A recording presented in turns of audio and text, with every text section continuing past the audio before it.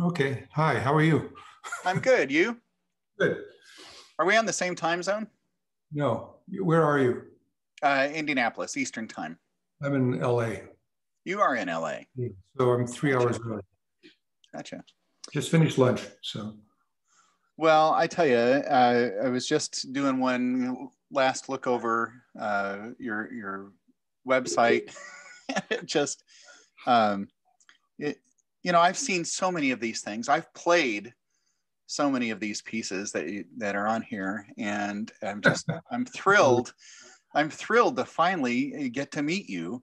And so thank you very much for agreeing to this. This is a real pleasure. well, thank you for asking. You've had some pretty cool guys on.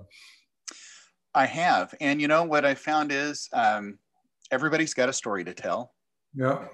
And some of them are kind of reluctant sometimes to tell it. But, once you get some people started, sometimes it's really hard to get them to stop. But it's been great. I've done well over 100, and I just released my 73rd just a few minutes ago. Just dropped it. Wow. Wow. So So what do you do? You have this out every week? yes, I'm doing this every week, and I've got enough. I've got enough. If I stop doing interviews right now, I've got enough to get me to the end of 2021. Wow. Okay. I jockey things around and try to move things to spike interest and that sort of thing, grow the audience. This is a pleasure. I've interviewed other composers, but only within, I think a much narrower scope. Jim Stevenson Oh writes yeah, he's great. beautifully for trumpet and for band and orchestra. Uh, uh, He's a and former trumpet player. Yeah, and I interviewed him. He's like, I don't play anymore. He goes, I'm not even Easter or Christmas. He goes, it still takes too much work to try to get back in Yeah. shape for those. But and Brian Belmages is a guy that works for FJH Publishing. But that was a big departure for me from interviewing trumpet players, which Yeah. that's really, the HFL, which is now here from Legends. It started out as higher, faster, louder. Oh, okay. Um, Um, so that was kind of an homage to all my trumpet player friends. But yeah, who uh, was the guy who years ago, I remember meeting him. He was one of the first guys to play all the really high notes on recordings.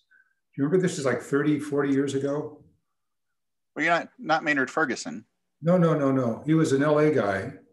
And I remember meeting him. I think we were at dinner or something. And he said that this was really a long time ago. It was maybe, say, 40, 45 years ago.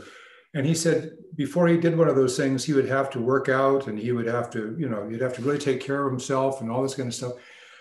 It's like now everybody does it, you know? Right?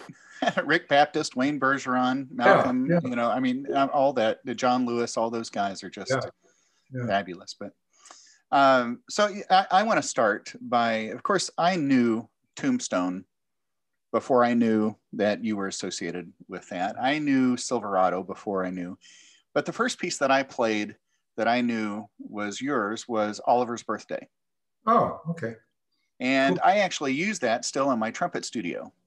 Good. And it's one of those pieces that is kind of helping to bridge the gap, because the mixed meter and it's got some nice scale work and it's just a fun tune. I enjoy working it on myself because it's just a really fun tune. That's good. But my students enjoy working on that one as well. But yeah, so I'm sitting here a few weeks ago. Of course, in this day and time, a lot of us are sitting around Well, I know. doing. But I was watching Tombstone again, and for the first time, I I started really paying attention to the music. There was something I don't know how many times I've watched that movie, but I always, when you watch something a second, third, or more time, you find something new. And the music really struck me, and I thought, I got to talk to this guy. So here we are, and and I don't mean that's the first time I had noticed the music to that, but it was just something that caught my ear, and so I really started focusing on that. And uh, so, boy, really, I think where I would like to start, if it's okay with you, is what is what is a film composer's life like during these times right now? What's going on? Well, these times, actually, I can speak for my wife, who's a violinist. She's a studio violinist, and she only plays in the studio. She's originally from New Zealand. We met in London. She was doing a lot of movie work and television work and recording work in London. She had played with the LSO and I think the LPO. But she's not working. I mean, a lot of people now aren't working because, you know, and she doesn't feel comfortable sitting in a studio, even though you're 6 feet apart and all that kind of stuff. So some people are working, but right now the work is kind of slow. A lot of work, of course, is done electronically. So guys who do that, they may hire a couple of musicians that come in and play live ahead in front of their tracks. But there aren't an awful lot of people recording, as far as I know, anyway. Let me slip back to what you just started with, Oliver's Birthday, Tombstone, and Silverado. As a film composer, you know, the whole idea of having music in film really has little to do with the music. I tell my students this. I said, you know, when you get a job to do a film, it's probably not going to be about your music that got you the job. It may be your personality. It's likely to be your understanding of the script, your understanding of the story. It may be how you interact well with the director or whoever's in charge, the producer who's up in charge. The main reason music is in a film is to really help tell the story, period. And music is sort of like, if it were something to be seen, it would be invisible. Something to be heard, it needs to be heard, but a lot of people really aren't aware of it. And that doesn't necessarily mean that that's great film music. It just means that it's effective film music, that it's working so well that you're really involved in the story. And some of the things the music can do is it can make the heroes a little bit more swashbuckling. It can make people a little bit more nervous. It can make you a little sadder. It can make it a little funnier. It can make it a little bit suspenseful, all those things. If you've ever seen a movie without music, they're very long, very long. So Silverado and Tombstone were two movies that they were the only two real Westerns that I did other than some television stuff. My first credit is Gunsmoke, the old one with Jim Arness, you know, 50 years ago. I watched that. I remember watching that growing up. I worked on the last season. Anyway, one of the things is when you're writing music for this stuff, you're always working for somebody else. And you're always working to somebody else's taste and to somebody else's sensibility. And I say, it may not be their musical taste as much as it is their dramatic taste. So for the director, if that's the one you're working with, it has to be romantic to his or her conception of romance for that scene. It has to be sinister or scary or whatever the emotion is for them, because they're trying to tell the story. And the only reason you've got music there is to do that. If you can write good music as well that does all that, that to me, I think is the best thing you can do. If you can write music that actually sounds like music, even though it's an incredibly controlled kind of writing where you actually do measure your notes. I mean, you know exactly how long everything is. You determine the speed of everything because it's going to go into a film and then it's never going to change. If you want to play it during a concert, you can play it however you want, but in the film, it has to be written to be played like that, you know. So you're always at the command. I don't want to make it sound too tough. I mean, sometimes it is, but you're always sort of at the command or the taste of somebody else. And sometimes people don't like a lot of music. Sometimes they like, you know, they don't like a lot of music, and sometimes they don't want the music to stand out a lot. They're very sensitive to it. Other times people sort of leave you alone. On Silverado and on Tombstone, they left me alone. And I think one of the reasons that people like those two scores is because they're very energetic. And Tombstone particularly is very over the top. I mean, the whole movie was really over the top. And even though they're my two Western movie scores, they really don't have an awful lot to do with each other. Silverado came first. Silverado is a movie about good guy, bad guy, white hat, black hat. It's a movie about friendship and family and those kinds of things. Tombstone is a story about a bunch of bad guys. Even the good guys are bad guys. I mean, they're all bad. They're all a bunch of bums, you know. Like Wyatt Earp is off cheating on his wife with some actress, and his wife's home doing drugs. And I mean, it's just everybody's all over the place. And when I first saw Tombstone, I saw only half of it. That's as far as they gotten edited. And they had temp tracked the movie with the score from Silverado. Now, a temp track is a temporary track that they put into a movie so they can get a sense of how it plays. They've done it forever. I mean, years and years and years ago, before they got into digital stuff, which made this process really simple, they would temp track the main title of a movie, and then they would temp track something like a, what do you call it, a montage, so that an editor could get a chance of see how it played. Now they temp track everything. So they temp tracked this with Silverado, and it was horrible. And the movie looked stupid. I got really depressed looking at it. And the director came out and he said, "So, what do you think about my music for this film?" And I said, "Well, I love your music, but not in this movie, you know?" So once we took the music out and I was just working with the movie by itself, I realized it was a completely different kind of movie from Silverado. So the music for Tombstone is, it's not as theme driven. It's very dark. It's very over the top. It's very melodramatic. And it was very successful. I mean, the producers and the director loved it from the get-go. I mean, everybody likes that score, you know? And I've been asked to write concert pieces. And after I say I will, then very often people have said, "We really like your music to Tombstone." And I said, "Oh, you mean you want part of that?" And you go, "Yeah, okay." So the ceiling sort of comes down, you know, and you do that. But I think if you were to compare the two movies and see the styles of the music, they both have a lot of energy. Silverado has a lot of energy, partly because I was very nervous. It was my first big movie, and I was afraid I was going to screw them up, you know, but I didn't. Now, when you get to Oliver's Birthday is interesting to me because, one, it's melodic. Two, it was made for, it was written for a level that's about high school, college age. It's not that hard to play, but it's not that simple, you know? And it's tuneful. It's got this little tune. Oliver, by the way, is my stepson.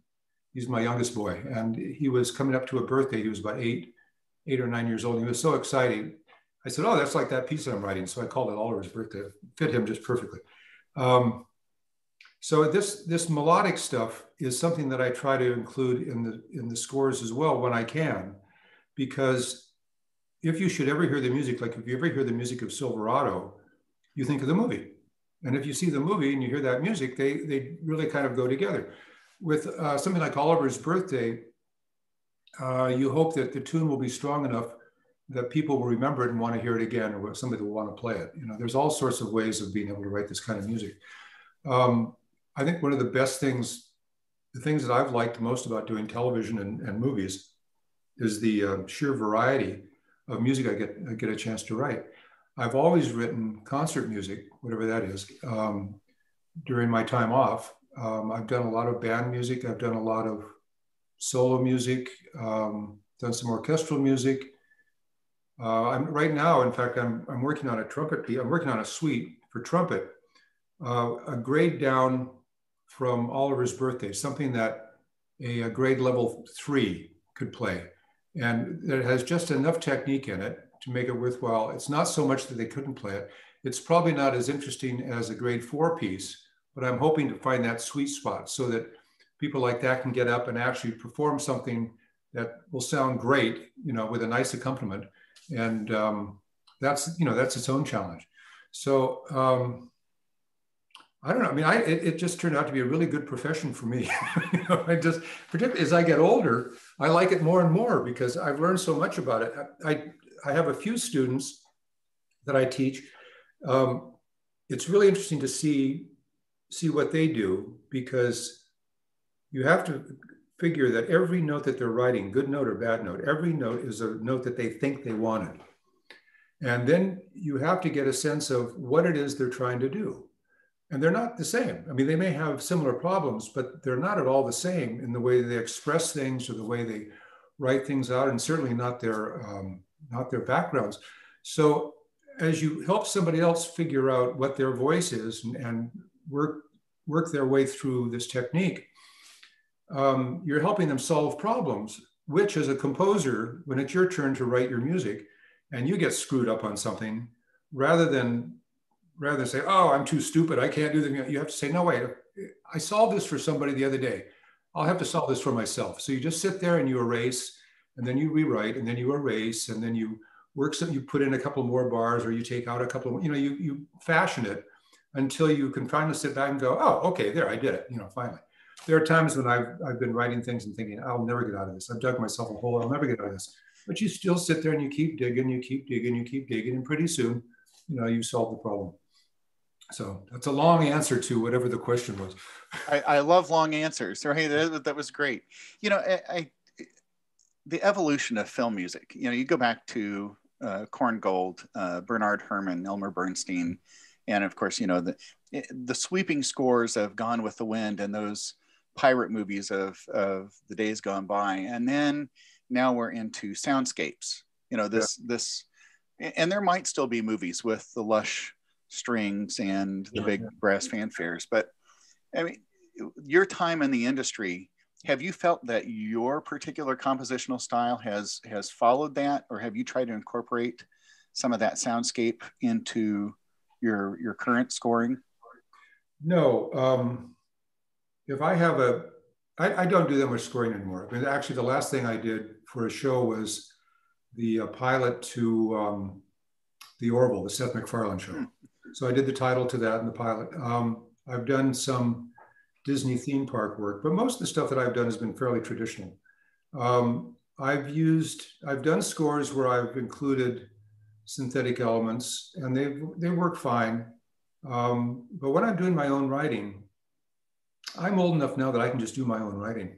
I mean, if I stopped now, I would still have a whole bunch of music behind me. I'm really more interested in the music that I'm doing today. I mean, I really am. It's like the most fun thing you can do during this period. And I like solving the problems, and I like writing, but I don't want to have to go through an awful lot of processes to get to the music. I'd rather, like in the piece that I'm writing now, I'd rather present a trumpet player with his or her part and the piano player with their part, and then let them go at it. I don't want to have to bring in MP3s or CDs or things to have ooey ooey ooey going on in the background. I have friends who do that, who are very successful at it. It's sort of a young man's game or a young person's game, in that so many students don't have the availability of live musicians, so they get immediately into electronic stuff. One of the problems I'm seeing with that, and I have nothing against electronic music, nothing at all, not in the least, but one of the problems I find when that's your reference point is that you get a sense of what the instrument sounds like, sort of. I mean, a synth trumpet sounds sort of like a trumpet, sort of, but it doesn't sound like a trumpet player playing a trumpet, which is very, very different. I mentioned my wife's a violinist. It's really extreme when you get somebody at that level, like my wife is, to play a violin melody. The thing that I would play on a synthesizer is disgusting, disgusting.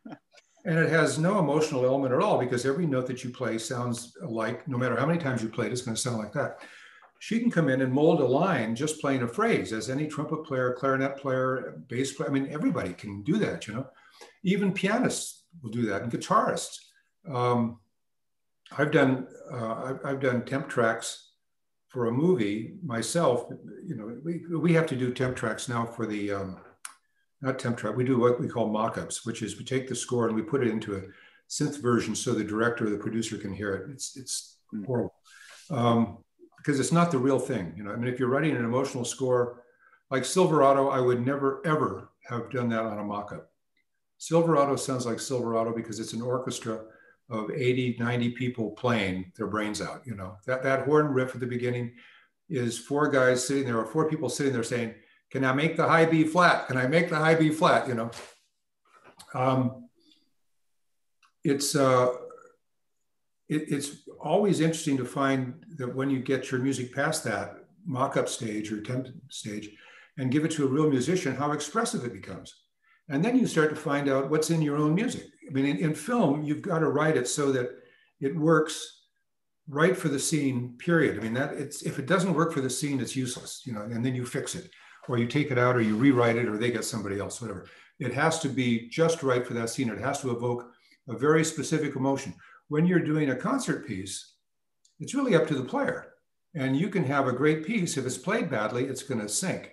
If it's a mediocre piece, but played really well, the piece is going to be better. I mean, I've heard Horowitz play, well, he plays the Star Spangled Banner on the piano. Okay, that's an okay tune. We all know it, but it doesn't sound like that all the time. You know, when he plays it, it's almost an art piece, you know. So these varieties of music as well, you know, and when you get into, like you mentioned, you've talked to Malcolm, you talked to John and you know, Wayne, all these guys. Okay, so I've worked with all these guys. These guys all have different styles. They all have slightly different sound. Sometimes they'll play together in a section, in which case they sound like a great section. But if you have one of them as a soloist, they're going to play it in a slightly different way. And you just know that. If one of the guys becomes your lead guy, the person who you call most, and you know that he or she is going to be on your session, you're going to write for them because you're going to say, oh, this will sound beautiful. This is going to, they'll hit this. I know how this will sound beautiful. When you're writing a general piece like what I'm doing right now, you hope that occasionally it'll sound beautiful. You hope that it'll excite the player, and then you hope it'll excite the audience. And then you hope that it will have some sort of a life beyond that one performance, you know, where the kid is relieved having gotten through the piece and the audience is relieved that the kid got through the piece and that they weren't bored and all that stuff. There's a whole bunch of stuff to writing and performing music. I mean, it's an incredible thing to take on, really. You know, I mean, you spend your time talking to other people, but we could switch places and you could tell me a whole bunch of great stories, you know, about what your experience is, you know, doing this. Yeah. Well, you know, I'm a trumpet player. I've been playing for 40 some years, and the whole interview thing is new to me, but okay. So I want to ask, before I forget, the relationship between a film composer and a director.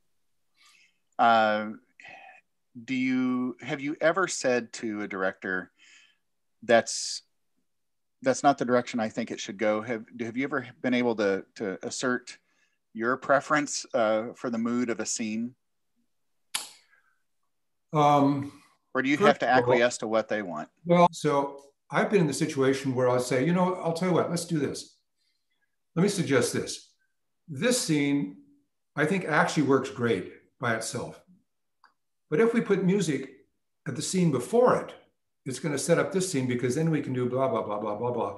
So we won't put any music on that scene. We'll put it on the one before it. And then we'll follow it after that scene with something here, which case that will take us to blah, blah, blah, blah. And they very often will say, oh yeah, okay, that'll work. Yeah, that's a great idea. So you're not going to turn to them and say, I'm sorry, your idea stinks. You're going to say, I think your movie could take this. I think the scene would I don't know that you want to say it would improve itself, but I think it would be more understandable, or it would help this character come out and the relationship and all that kind of stuff. You have to talk like you don't want to talk like a musician. You want to talk like a dramatist.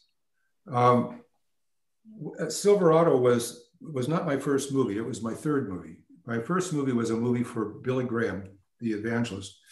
My second movie was a science fiction movie that was not very great, but you still find it on television. And then I got Silverado. Silverado was a big movie by a big company, and my agent got me a script and a meeting with the director. Before this, the only stuff I'd done had been television. I'd done mini series, like I did The Blue and the Gray. I said Gunsmoke. I'd done a lot of that stuff, but never a big feature like this. So I read the script that the director and his brother had co-written, and found this script really interesting, very well put together, but very dense. But it was the kind of dense that I could almost feel the sand in my mouth, you know, the desert. So I went and had this meeting with this guy. I didn't know him. I mean, I knew who he was. I had seen two of his movies before that, and he had written the script to the second Star Wars movie, second and third Star Wars movie. He had been a writer who became a director, and he had done Indiana Jones. So I knew him from his credits, but I didn't know him. Well, it turned out he was a very friendly guy, and we got on very good. He was there, his brother was there, and their editor, who actually was a musician, was there. And we're talking about this movie that has not been made yet. So what we're talking about really is an idea. We're talking about the script, and we're talking about a movie that has yet to be made. So I'm talking to a director who's really at the beginning. I mean, he's already worked on the script. He knows what he wants to do, but he hasn't done it. And there's a long way between what you intend and what you end up with. So he's got his nervousness going. He's getting his team together. He's dealing with the studio. And besides this, nobody had made a Western for years. I tell people the most successful Western before Silverado was Blazing Saddles. And that was because it was a parody, you know. And once it's a parody, it's gone. I mean, it's dead, right? So here was this Western. And we talked about the script. Okay, so I talked about the script. I talked about what my sense was about the script and what I thought the story was, about the characters. He asked me questions. I asked him questions. It was a 20-minute meeting that went for an hour and a half. I mean, it was great. It was like the best first date I ever had. And he wasn't ready to hire me. He still had other people to talk to. He had people with much bigger credits than I had. But I think that meeting was the one that really did it, because I understood the movie as far as I could see, like he did. And I talked to the editor about it afterwards. We were all a team, you know, we were all working on the same kind of a movie. And I think that's the kind of thing that you do as a composer. You don't want to talk about music because they don't know anything about music. And if they do know about music, it really gets in the way.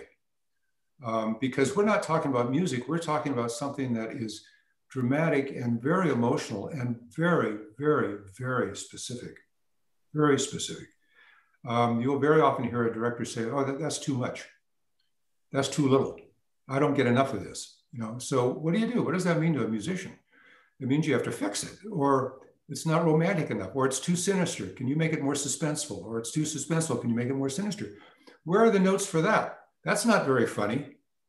And I had one director say to me, I'm not laughing, you know, and I kept fixing the piece. I'm not laughing. And so that was sort of like the other story I told you. Great guy, great, you know who he was. He was a great guy, and he had a huge experience with comedy, but I couldn't get this one. And when I finally did get it, I almost went down on my knees and thank God for, you know, he finally, he says, now that's funny. Okay, that's a long way from, I'm not laughing.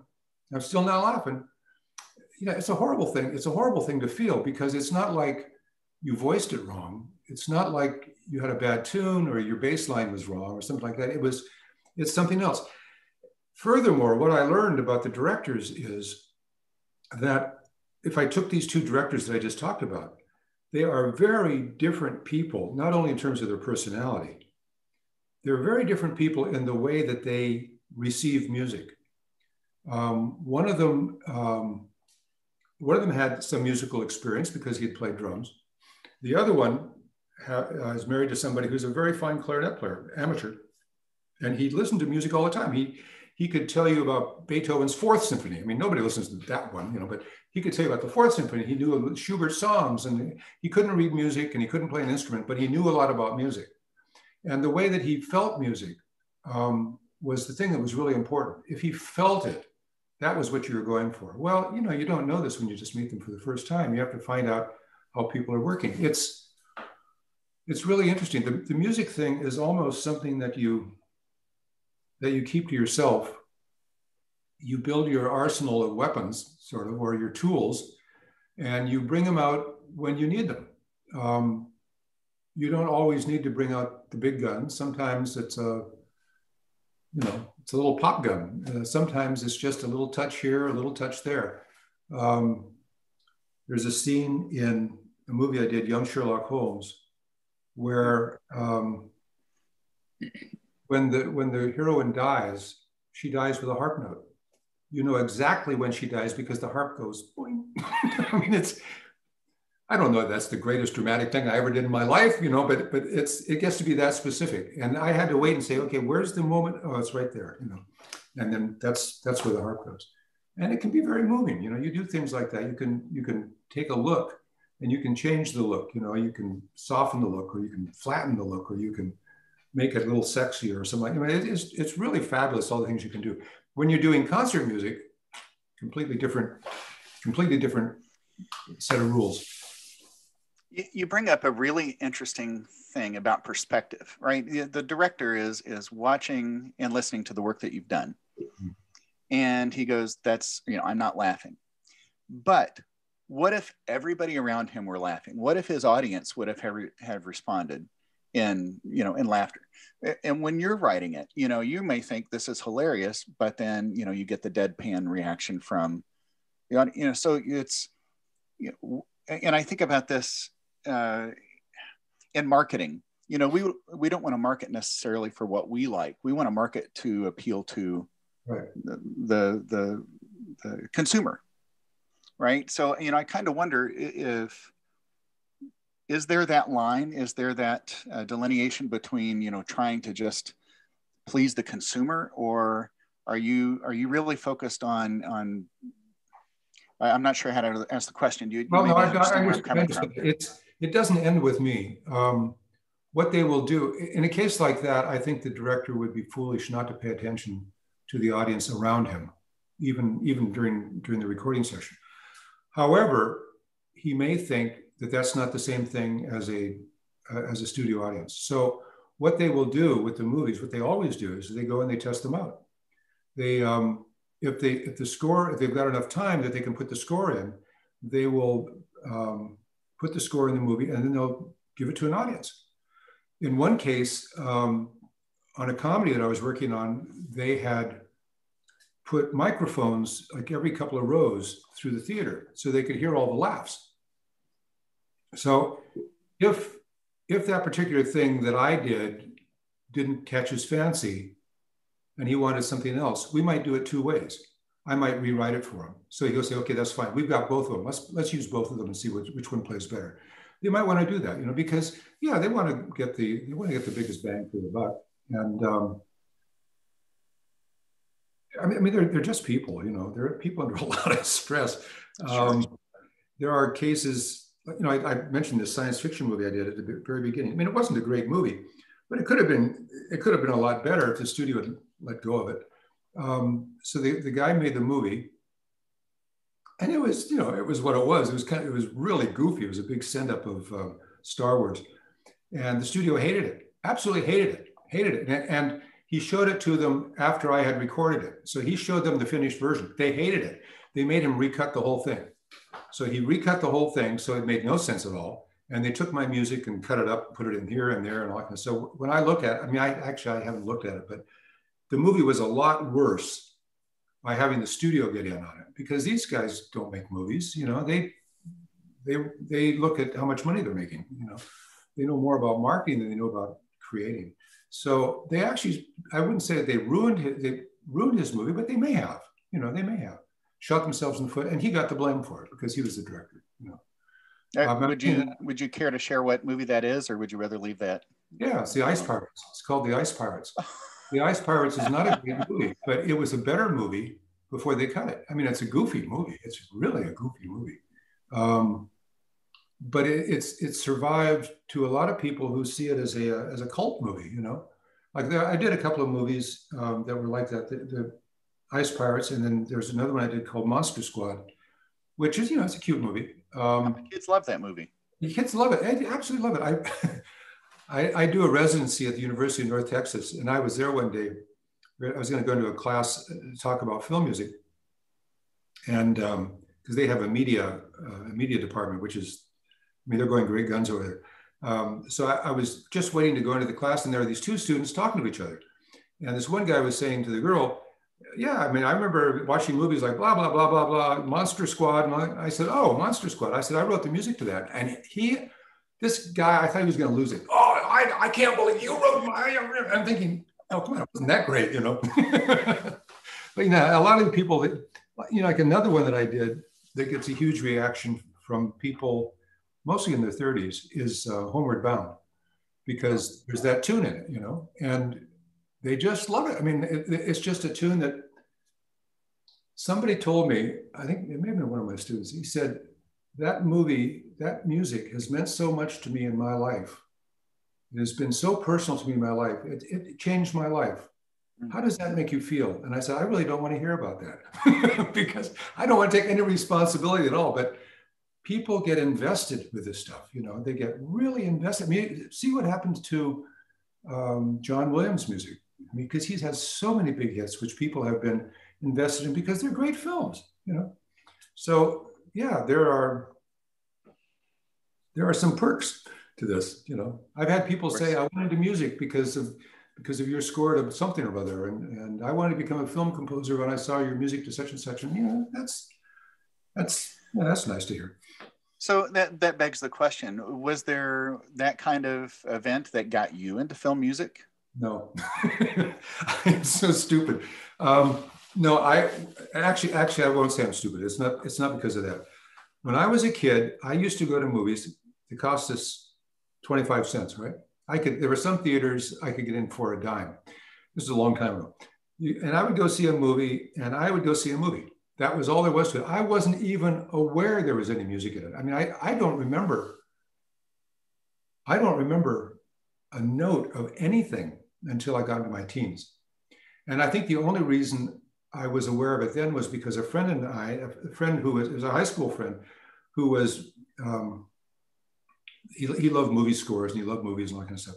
He and I together went to see Spartacus, which is a terrific movie with a great score, great by a terrific composer, Alex North.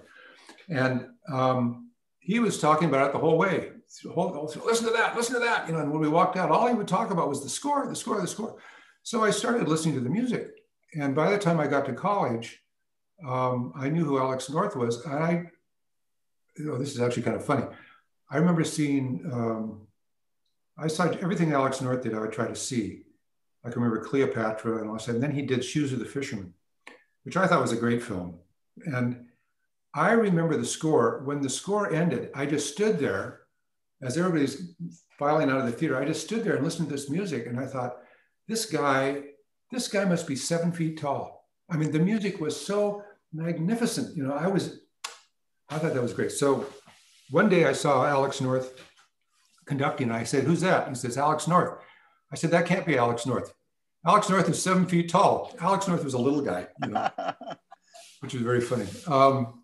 No, but by the time I got to college, I got to know who Jerry Goldsmith was, because Jerry got my attention because I started listening to the music, and Jerry was really good. I had a little bit of sense of who some of the other guys were. Max Steiner, Korngold a little bit. But I had to really, you know, it took me a long time to be able to understand what it was. What got me into the movies was an experience, a life experience. I was about 20, I guess I was in my last year of college, so I was probably 21 or something. And I'm driving down La Brea Avenue here in LA, listening to a song. And it was, you know, it was the 60s, so the music was pretty good. And, you know, the song's making me bounce around. I'm a young guy, and I thought, man, that's what I'd like to do. I'd already gotten a degree as a composer, and I needed to find out what to do with my life. I said, that's what I'd like to do. I'd like to write music that makes people feel good, or that makes people feel something. Just like that music makes me feel good. I'd like to write music that makes people feel. And I thought, well, what kind of music is that? And this all went around it took about 5 seconds to figure it out. Songs, no, songs are too short. I want to write something of length. I want to get a bunch of people together and hear the music. Movies, you get people in a dark room and you get to play music of length, and it's all emotional. I'm going to see if I can get into the movies. I knew nobody in the movies, so I had to find my way in. So I spent 10 years working at TV for CBS television, learning how to do this stuff. But that was basically it. And in those 10 years, CBS produced a lot of television. That's how I got into Gunsmoke, Hawaii Five-0, a bunch of other shows you've never heard of. Well, Dallas, I saw Dallas was later. For Dallas. Yeah, Dallas was later. The guy who wrote the theme to Dallas was originally the copyist in my music department. And then he became a composer, which was hard, you know, not a lot of copyists do that. He became a composer. The first show he worked on was Gunsmoke. when Gunsmoke died, all the producers went somewhere else. And one of the guys became the executive producer of Dallas. So he went there, and then I went later.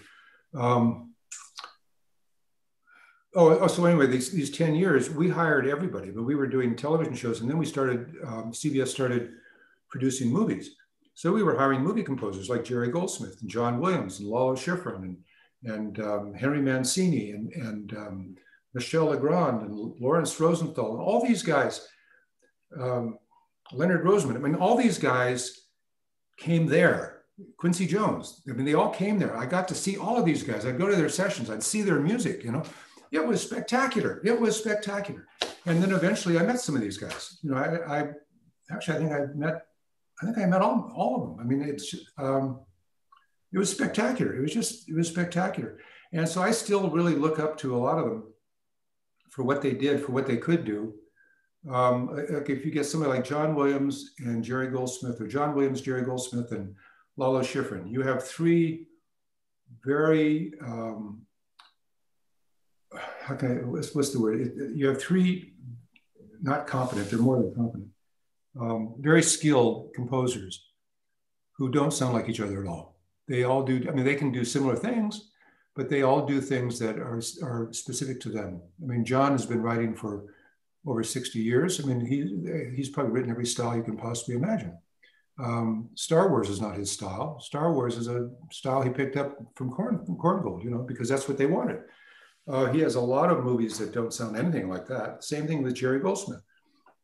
But I've heard some really beautiful music coming out of him. And if I've been fortunate enough to be on a recording session where you hear it live and you hear the musicians playing it for the first time, I mean, some of this stuff is really, really spectacular. And you learn, you know, you just learn like crazy. And then you learn about the players, what the players can do. Yeah, I mean, I was, when I get in the middle of one of these things, I start to think of how lucky I've been, you know, because I met so many people and became friends with so many people, and I learned from so many people. The guy that ran the department for the CBS music department was the guy who wrote the Hawaii Five-0 title. He was not a great manager, and he was sometimes very difficult to deal with, but we got on great. He was an enormous talent. And years later, after working on television, I was and I was in movies already. I was the supervising composer for a cartoon show called Tiny Toon Adventures. Yeah, I love that. I wrote the little tune, you know, and I needed to find composers to work on the show. And he was one of the guys I hired. Who knew? He was great at this stuff, you know. I mean, he was great at doing Hawaii Five-0, but he was great at the cartoons too. So, you know, it's all kind of fun. Going back to something you were talking about earlier with the director you didn't mention, who said, no, that's 180 degrees the wrong way. But you were talking about, you were leading the session. Yeah. And of course, you know, there are an awful lot of composers who are great at composing, but they couldn't conduct themselves out of a paper bag. Was this something that came naturally to you? Do you feel really comfortable leading an orchestra through a session? Yeah, no, I'm not uncomfortable leading an orchestra. I've done legit conducting where I'm a lot less comfortable. 10, 12 years ago, I was invited to do a chamber music concert in Kansas. And it was a chamber music festival. And I was invited to write a piece for them and then to conduct the rest of the concert. My piece would be the last half of the concert and the first part. So one of the things we were going to play was the Barber Violin Concerto. I don't ever want to conduct that one in my life ever again. You know? But the last movement, as a trumpet player, the last movement is fierce. Yeah, it's an awkwardly written piece. I mean, as a composer, and I'm not putting a guy down. I mean, he was a terrific composer, but that last movement is a really awkwardly written piece. And I've heard stories about numbers of performances that have just stopped and had to restart. We didn't do that. We got to the end, you know. But because I knew I would really have to work on that, I did some Mendelssohn, did Copland, I did easier stuff. I sweated bullets on all of them, you know. When I'm doing my music, it's my music. And in the movies, they say there are lots of things that, I mean, the timing is everything. So you've got to get it timed right. And if you want to get it perform in a certain way, you have to be able to speak to people to get whatever you can out of them, which there are probably people who can do that better than me. Some composers don't like to conduct. They would rather be in the booth talking to the director to make sure that their score doesn't go sideways or that they can get the next job. And there's something to be said for that too. There are a couple of composers I know who hire conductors who could conduct themselves. It's not that big a deal. But a lot of conductors, a lot of composers aren't conductors. I'm comfortable with it. I like doing it. I would rather do it myself. When I don't do it, the notes get played, and that's about it. So oddly enough, I didn't conduct Tombstone. I had somebody else conduct Tombstone. But yeah, I like to conduct. I like to have some control over it. Having said that, I wrote a brass band piece several years ago as a commission, and it didn't go really well. It was a joint commission between the brass group in the United States and the brass group in London, in Britain, and it didn't go very well. So they canceled the London performance, and it really bummed me out. And I'd heard performances of it, and they weren't great. And I really thought I'd written a lousy piece, you know. So I mentioned it to a friend of mine, a conductor, Bram Moltovi, who has a brass band background, like I do. And I said, this is the thing about the piece. He said, well, send it to me. Let me see it. So he wrote me back about a year or so later saying, I'm going to be in Manchester with the Royal Northern. We've got a great brass band there, and I'm going to play your piece. We've got a festival or something. So I went over to hear it. Now, he's a real conductor. And he's also a composer, but he's a real conductor. I listened to the rehearsal and I thought, I don't think this piece sounds bad at all. I think it sounds pretty good. And by the time we did the concert that night, I swear to God, people were literally jumping out of their chairs because it was sitting. I thought, oh, I will never conduct one of my pieces again if I can have Bram do it or have somebody who knows what he's doing, because a conductor will take your piece. And I couldn't even tell you what he did, except that he got the band enthused and he figured out the best ways to get in and out. And I mean, it was a wonderful performance, very exciting. And he just looked at the piece that wasn't his, you know, so he could be objective about it and then be subjective after that. So I conduct in the movies. I prefer not to conduct. I've got to do something else. Mm-hmm. I'm curious, just from a compositional standpoint, motives or leitmotifs, you know, when you're looking at a script the first time or watching the movie without music the first time, is that something that you look for, or things that motifs that might recur throughout, and do you build themes on that, or do you take a different approach? I don't. I try not to do it if I read the script, because the script isn't the movie. And what I mean by that is you can read the script and you know what it's about, and you know what the scenes are about, and you know she does this and he does that and blah, blah, but you don't know who she is, and you don't know who he is, and you don't know whether they have any chemistry. I mean, you just don't know. You don't know anything about the pacing of the film, you know, nothing about it. So I try not to think about music film. Once I see the film, yeah, then I'll start to think about music. Usually I don't come up with anything. I'll do it later, after we have this spotting session where we figure out where the music's going to go. Because one of the interesting things about spotting, I can look at the movie and say, oh, this will be an orchestra, blah, blah, blah, blah. You know, like the first time I looked at Silverado, I said, heck, I could do this movie with a harmonica and a guitar, because it wasn't, it didn't feel like a big movie. Once I got into it and talked to the director and we were really, you know, in it, I realized, oh no, there's a lot more into it. So you think you're going to play this, you think you're going to play that. Well, you don't. As you're spotting it, you realize that scene plays fine by itself. This scene needs a little help. This scene needs you to help it get to that scene. And then, oh, there's a character that we're playing a lot. It's a secondary character, but we're playing more music under that character than we are under the stars. So the music takes a completely different tone. And so once you figure out where the music's going to go, I'll sit with it and say, okay, what am I trying to play here? I'm trying to play this kind of a character, this kind of a situation. And then I will try to think of some melodic thing, some sort of melodic fragment, try to get an idea. that expresses that to me. Usually it comes pretty quickly. Not always. Sometimes I have to sit there for days and hunt for a tune. It's my version of writer's block, which is always just terror, is that you've screwed yourself up comparing yourself to somebody else, you know, bigger, wiser, greater, more talented, you know, which is always nonsense. But usually once the tune comes, the theme, I can generally write the theme out.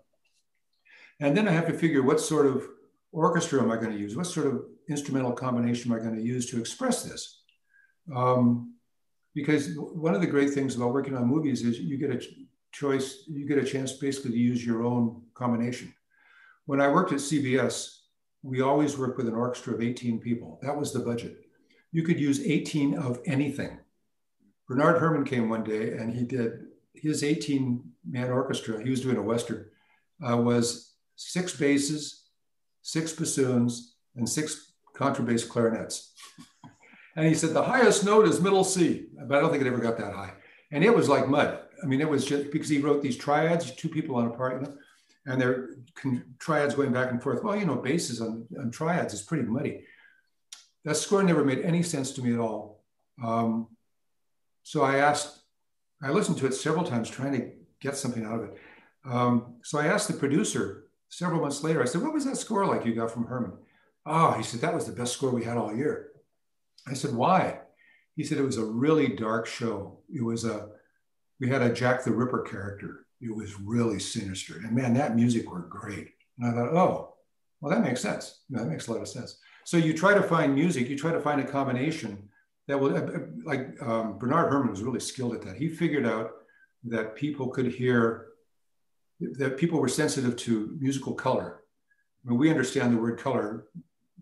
The non-musicians don't understand what that means, but they understand the sound of the music, and they can turn that into emotion. And Herrmann would do that. I mean, Herrmann sometimes would just write repeats for bars and bars and bars and bars and bars, writing the same kind of music over and over and over and over again. But as long as he kept that sound, that color, it worked fine with the scene, you know. So we do all that, and then I start to write.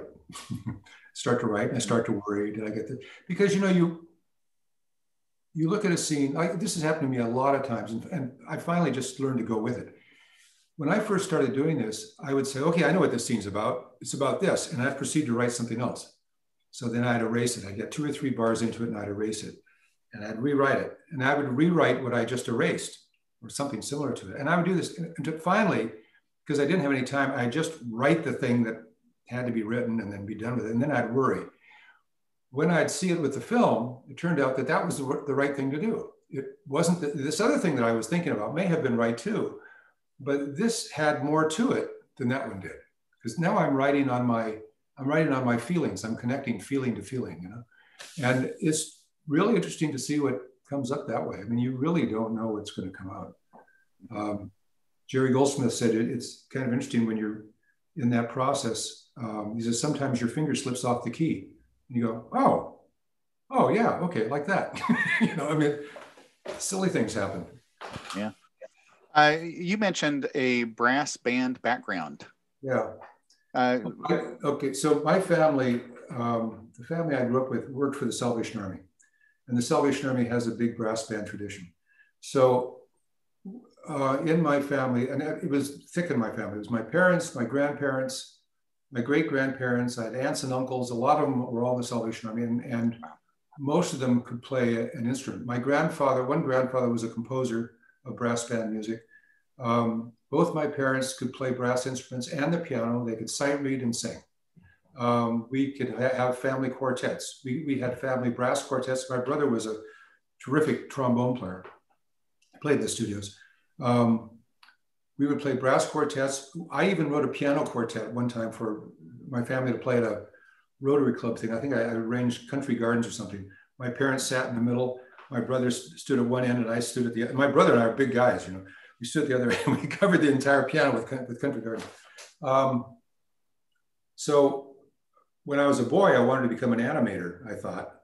But when I was about 6, I started taking piano lessons, and then somebody handed me a trumpet. And I had to learn that. I never liked playing brass as much as I liked playing the piano. But I continued playing brass until I was done with the Army, the US Army. I played horn. That was my instrument. Played it. I was a mediocre horn player. but I did get a little bit of symphony experience. I played in the Monterey Symphony for a season. My brother was the trombone player, but he could play piano. It's like my wife. She plays piano, but I've never heard her. I've heard her play maybe 3 times in our whole marriage, because that's not their instrument. Their instrument, you know, when it's your instrument, that's your instrument. Trumpet, brass, that was not my instrument. Piano was my instrument.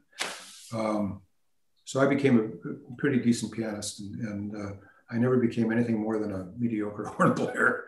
But it's interesting, you know, when I did Silverado, that big horn fanfare at the beginning, I knew the guys who were going to play it. And I thought, okay, I couldn't play this in a million years, but they can, you know. And I knew it was high. I knew what the problem was.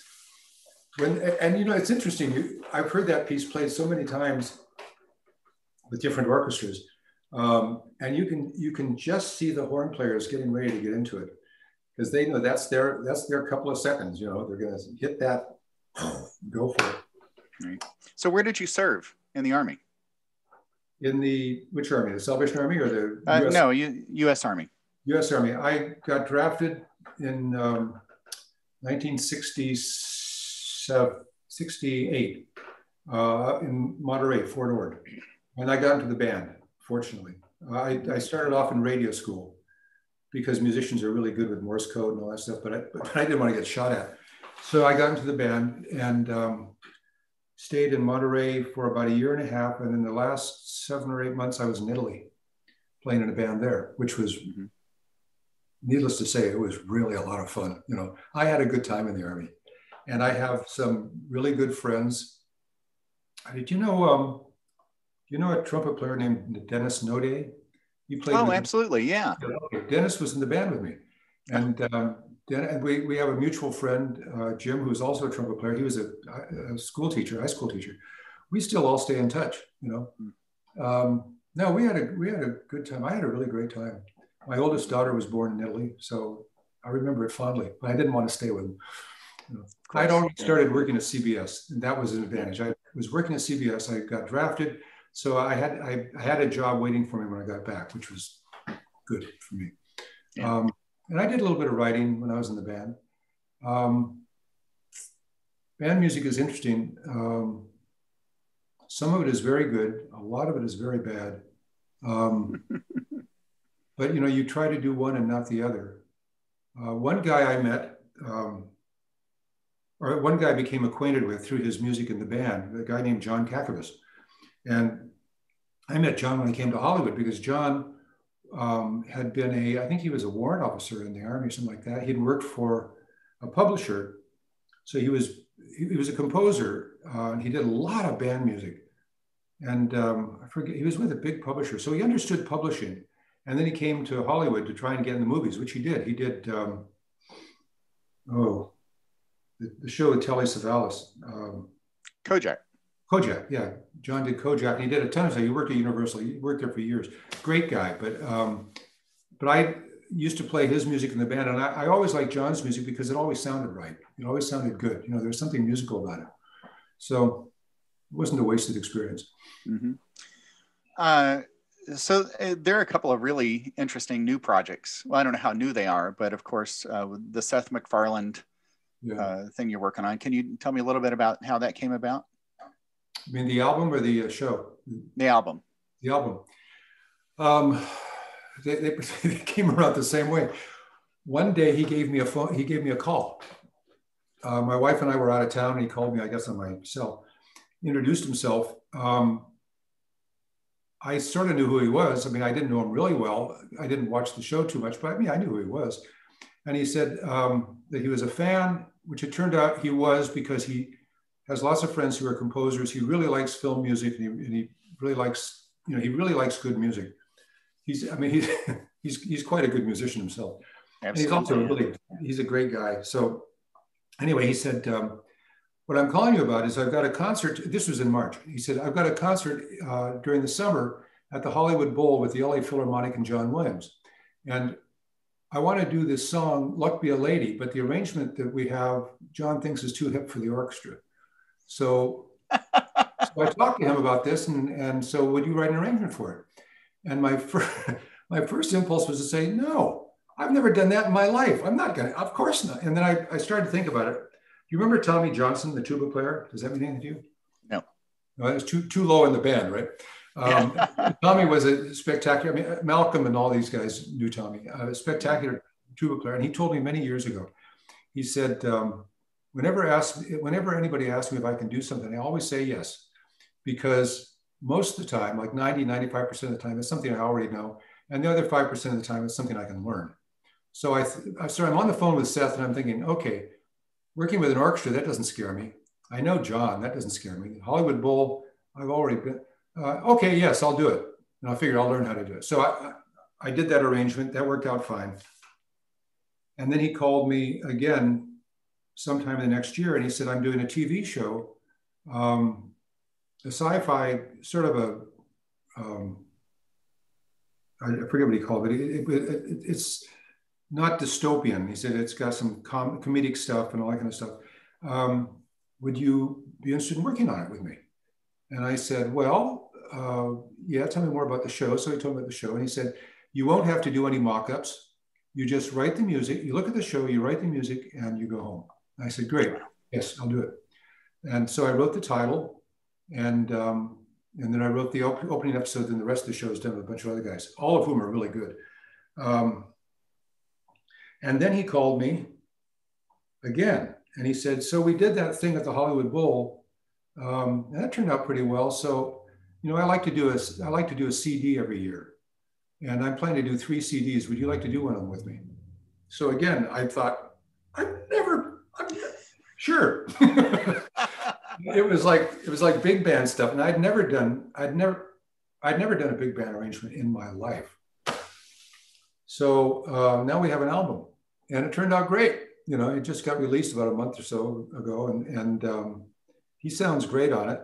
He's a real Sinatra fan. He came over to the house and he had a whole pile of Sinatra records and he handed them to me and said, here, you may want to listen to these, you know. So I did. And we went to London. We did 3 different albums with 3 different guys. Joel McNeely did one. Andrew Cottee, an English guy who's really good, did another one. Then I did this one.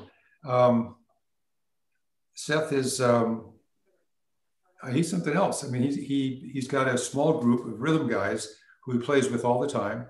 And now I think he's doing things on Instagram just so he can play and have his band work. And yeah, I mean, it's something else. I mean, I don't know when he gets any sleep. He's always busy doing things. But he's a decent guy. He's a sensible guy. He's a smart guy, and he doesn't screw you around. I mean, he knows what he wants, and he just gets good guys. He just gets good people around him, you know. Mm-hmm. And the TV show, as I said, when I worked for CBS, we used 18 people. Not Seth. Seth likes this music. He likes this music. So we work with like 80 people. He's worked with more than 90 people on that show. You know, it's crazy. We did another version of the main title. It's the same tune, but it's a different arrangement for when the 3rd season goes on Hulu. It's a longer title, and he wanted some changes in it because the show had changed. So we went in to record this, I think last January or something. And I told him the orchestra I was going to have, and he said, is that big enough? I said, it's the same orchestra, Seth, that we had on the first one. I said, it should be fine. And well, he's got to sound good. I said, believe me, it should be fine. I had like 75, 76 people, I can't remember. So we got in and we started, and he's there, he's listening to the booth. And we started playing the thing. This thing sounded pretty good, you know, and he was happy. And then the contractor came up to me and said, we got to take a break. Seth wants to hire some more players. So we hired 10 more string players. So we just waited till they showed up, you know, and once, you know, because he wanted a big band. He wanted that big sound. So with an orchestra that big, I mean, you don't have to multi-track, right? I mean, if you've got that many strings. Yeah. No, I just recorded it. I mean, multi-tracking is what they do now. So they have control on the recording. They call it striping.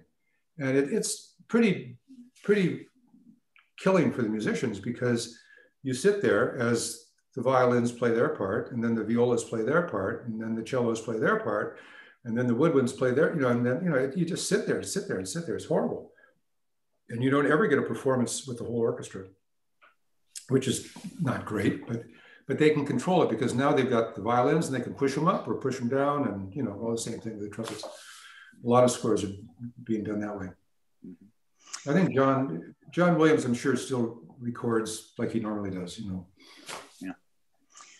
I feel like there's so many more questions I could ask, but maybe we could come back, you know, sure, down the road. And I'm not done talking. Well, I really appreciate the time. This has been a lot of fun. Yeah. And so I think my audience is really going to enjoy this. So. Well, you've been patient listening to my long. Oh, this is exactly what I was hoping for. It's great. Good. Okay. Good. It's great. So, well, take care and thanks again. I appreciate it. Okay. Right. All right. Bye-bye.